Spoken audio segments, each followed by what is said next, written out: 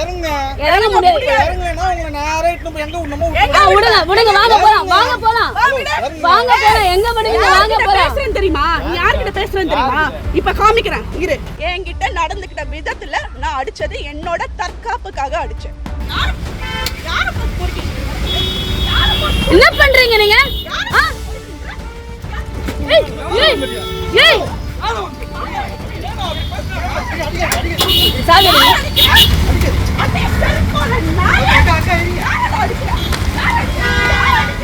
தைரியமா ஒரு பொண்ணு வந்து வாய்ஸ் அவுட் பண்றா, அவளுக்கு பேரு பஜாரி ரவுடின்னு வச்சுக்கிறீங்களா?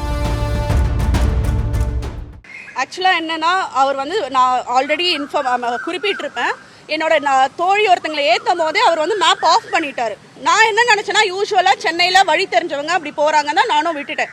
ஆனால் ஸ்ட்ரெயிட்டாக போகிறது எல்லாருக்குமே தெரியும். சைதாப்பேட்டிலேருந்து பிரசிடென்சி காலேஜ் போனோன்னா நீங்கள் எப்படி போவீங்க? நேராக போயிடுவீங்க. இவர் என்ன பண்ணுறாரு, எஸ்ஐடி காலேஜ் வழியாக போகிறாரு, மயிலாப்பூர் சாய்பாபா டெம்பிள் வழியாக போகிறாரு.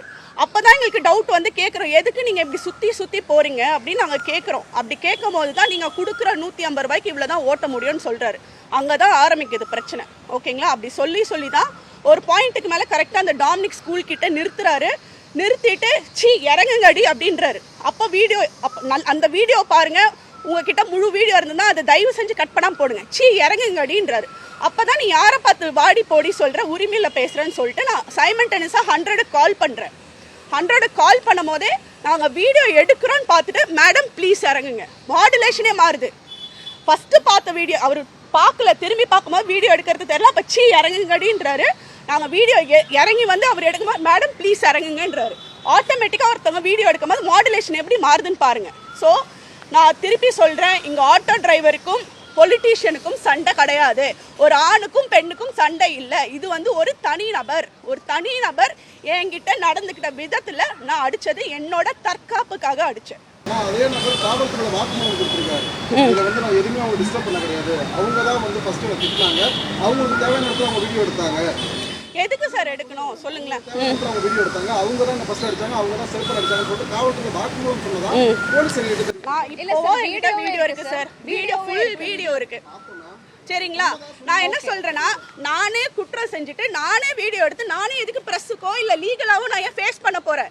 நீங்க சொல்ற போல எனக்கு அவ்வளோ இன்ஃப்ளூயன்ஸ் இருக்கு. நான் வந்து அடியாள் போட்டு மிரட்டி கூட்டு போக வேண்டியதானே. நான் எதுக்கு யாராவது அவங்களே ஒருத்தங்க காமிப்பாங்களா சொல்லுங்களேன்? நான் வந்து இவ்வளோ பிரச்சனை நடந்திருக்கு. நான் ஷூட் பண்ணுறேன், சைமல்டேனியஸாக 100 கால் பண்ணுறேன். அதில் லவுட் ஸ்பீக்கரில் கூட இருக்கும். காவல்துறைக்கு அழைத்ததுக்கு நன்றின்னு அந்த வீடியோல பதிவாயிருக்கு. Okay ma'am. அப்போ பெண் வன்கொடுமை சட்டத்தின் கீழ ஒருத்தர் வழக்கு பதிவு செய்யப்பட்ட ஒருத்தரை நீதிபதியை பெயில்ல விட்டாரு தெரியுமா? அது நீங்க அவர்கிட்ட தான் சார் கேட்க முடியும். நான் அதுதான் லீகல் விஷயமா, அதுக்காக தான் நாங்க வந்திருக்கோம். எங்க சைடு விசாரிக்காம பண்ண மாட்டாங்க. உங்க மேல அலிகேஷன், உங்க மேல 2 வழக்கு இருக்கு. நீதிபதி விசாரிக்காம யாரையும் விட மாட்டாங்க. காவல்துறை விட உயர்ந்தது நீதித்துறை. கண்டிப்பா. அப்படிங்கும்போது ஒரு நீதிபதி விசாரிக்காம அவர் வெளில விட மாட்டாரு. அப்ப அவங்க சொல்லிதான் உங்க மேலேயும் நீதிபதி வந்து சொல்லிதான் உங்க மேலேயும் வழக்கு பதிவு பண்ணது. அதுக்கு அவங்க பதில் அளிப்பாங்க. லீகலான டேர்ம்ஸ்க்கு அவங்க பதில் அளிப்பாங்க. கேக்குறேன். அப்படின்னா சொல்லுங்க, அங்க என்ன நடந்ததுன்னு தான் நான் கேக்குறேன். உண்மையிலே என்ன நடந்துச்சு? இல்ல உண்மையிலே என்ன நடந்ததுன்னா, அப்ப நானே பொய் பிரச்சாரமா சார் பண்ணிட்டு இருக்கேன். எனக்கு புரியலையே. சரியா நடவடிக்கை எடுக்கலன்னு சொல்றீங்களா? உங்க மேலே எஃப்ஐஆர் போடுறாங்க. நான் போலீஸ் சரியா நடவடிக்கை எடுக்கல. எங்க லீகலா சரியா நான் அதெல்லாம் சொல்ல வரல. என் சைட்ல இருக்கிற உண்மை என்னன்னு நான் ப்ரொடியூஸ் பண்ணியாச்சு. இது சம்பந்தமா எங்க லீகல் டீமோ அதை பத்தி பேசிட்டு இருக்காங்க.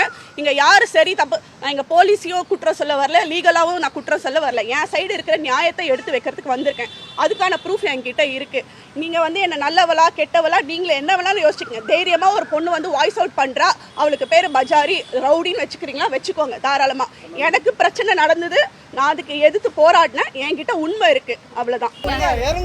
இறங்க முடியாது. இறங்கலனா உங்களை நேரா இட்டுன்னு போய் எங்க விடணுமோ விடுங்க. வாங்க போலாம். எங்க விடுங்க? வாங்க போலாம். பேசுறேன் தெரியுமா? நீ யார்கிட்ட பேசுறேன் தெரியுமா? இப்ப காமிக்கிறேன். இரு. என்ன பண்றீங்க நீங்க?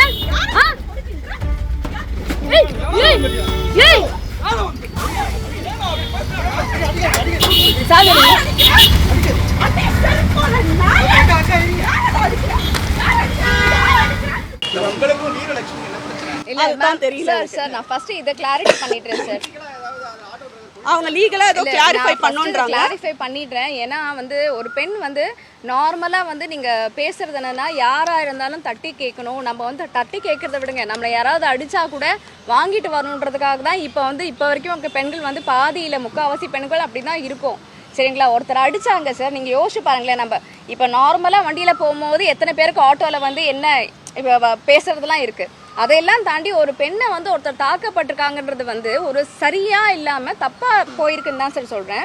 அதுக்கு தான் நான் இப்ப பேசுறது, வேற எதுக்காகவும் கிடையாது. ஏன்னா பெண் வன்கொடுமை தடுப்பு சட்டத்தின் கீழ் வழக்கு பதிவு செய்யப்பட்டதுல சென்னை காவல்துறை மேக்சிமம் எல்லாருமே ரிமாண்ட் பண்ணிட்டு இருக்காங்க. நீதிபதி அவங்களுக்கு எக்ஸ்கியூஸ் கொடுக்கறது கிடையாது. நீதிபதி ஒரு பெண் வன்கொடுமை தடுப்பு சட்டமா தூக்கி உள்ள வைப்பாங்க, 15 நாள் ரிமாண்ட் வந்து அவங்க கோர்ட்ல பார்த்துட்டு இதுதான் கண்டிப்பா சார். இந்த கேஸை பொறுத்த வரைக்கும் வீடியோ வைரல் ஆச்சு, எல்லாருமே உங்களுக்கும் சப்போர்ட் பண்ணாங்க, ஆட்டோ டிரைவருக்கும் சப்போர்ட் பண்ணாங்க. அப்படி இருக்கிற பட்சத்தில் முதல் நாள் நைட்டு ரிமாண்டுக்கு கூட்டு போறாங்க. அந்த சம்பவம் நடந்த அன்னைக்கு நைட்டு கூட்டு போறாங்க. நீதிபதி என்ன சொல்றாங்க, நாளை காலையில கூட்டு வாங்க விசாரிக்க வேண்டியது சொல்றாங்க. அடுத்த நாள் அந்த பையனை ரிமாண்ட் அனுப்பல. பெண் வன்கொடுமை தடுப்பு சட்டத்திற்கு வழக்கு பதிவு செய்யப்பட்டிருக்கு, ரிமாண்ட் செய்யல. நீதிபதியே சொல்லியிருக்காரு ரிமாண்ட் செய்யல. எப்படி பாக்குறீங்க? இல்ல சார், இது உண்மையிலேயே அதான் சொன்னேன், தப்பா சித்தரிக்கப்பட்டிருக்கு. ஏன்னா இல்ல சார், சோஷியல் மீடியால வந்து அந்த வீடியோ சொல்றேன். நீதிபதி மேம், அப்ப நீதிபதிக்கு தப்பா சித்தரிக்கப்பட்டிருக்கா?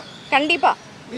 ஆமா, இல்ல தப்பாவா அவங்களுக்கு கன்வே பண்ணி. இப்ப சார் இப்போ நீதிபதினா ரிப்போர்ட் போயிருக்கோம்ல அவங்களுக்கு, அந்த ரிப்போர்ட் பார்த்து தான் நீதிபதி கேட்கறாங்க. இப்ப அப்பவே வந்து ஒரு 2 பேரையும் கூப்பிட்டு விசாரிச்சு அப்படி பண்றது கிடையாது. அதுல வந்து சோஷியல் மீடியால என்ன போட்டிருக்கோ இல்ல போலீஸ் வந்து என்ன சொல்றாங்களோ அந்த ரிப்போர்ட்டை பொறுத்து தான் இருக்கு. அந்த ரிப்போர்ட்ல நீங்க சோஷியல் மீடியால பாருங்க ப்ளீஸ். அந்த வீடியோவை இது தயவு செஞ்சு கட் பண்ணாம போடுங்க. அந்த வீடியோல ஃபர்ஸ்ட்ல இருந்து பாருங்க, ஸ்லோ மோஷன்ல காமிச்சிங்கன்னா அவங்க கீழே வரைக்கும் போயிட்டு ஏந்திரிப்பாங்க. இப்படி அடிச்சதுல போய் ஏந்திரிச்சு வந்துதான் அந்த செருப்பால அவங்க அடிக்கிறது வந்து அந்த கோவத்துல தான் அடிச்சாங்களே தவிர்த்து இது வந்து ஒரு ஆட்டோ ஓட்டுநரா தாக்கிட்டாங்கன்றதை தப்பா ப்ரொஜெக்ட் பண்ணிருக்கு சார். அது ப்ளீஸ் வந்து பண்ணாதீங்க. இல்ல முன்னாடியே அவர் ஆபாசமா பேசினதாகவும் கண்டிப்பா சார், அதுக்கப்புறமாவும் அதுக்கு ஆபாசமா பேசியிருக்காரு, அதுவும் காமிக்கப்படல. இதுல நான் என்ன சொல்ல வரேன்னா, பெண்கள் வந்து கொஞ்சமா தலையெடுக்கும் போது வந்து தயவு செஞ்சு இந்த மாதிரி தப்பா சித்தரிச்சு அவங்கள வந்து டிமோட்டிவேட் பண்ணி திருப்பி உள்ள அனுப்பிடாதீங்க. ஸ்னேகா மோகன்தாஸ் மாதிரி எத்தனை பேர் வந்து இந்த மாதிரி அடிச்சோ இல்ல தட்டி கேட்கறது எத்தனை பெண்கள் சார் பண்றாங்க? யாருமே பண்றது கிடையாது. யாராவது ஒருத்தர் அப்படி பண்ணும்போது கூட நெக்ஸ்ட் இன்னொரு பெண்களுக்கு வந்து இதே மாதிரி நடக்கும் போது அமைதியா அடி வாங்கிட்டு வருவாங்க சார்.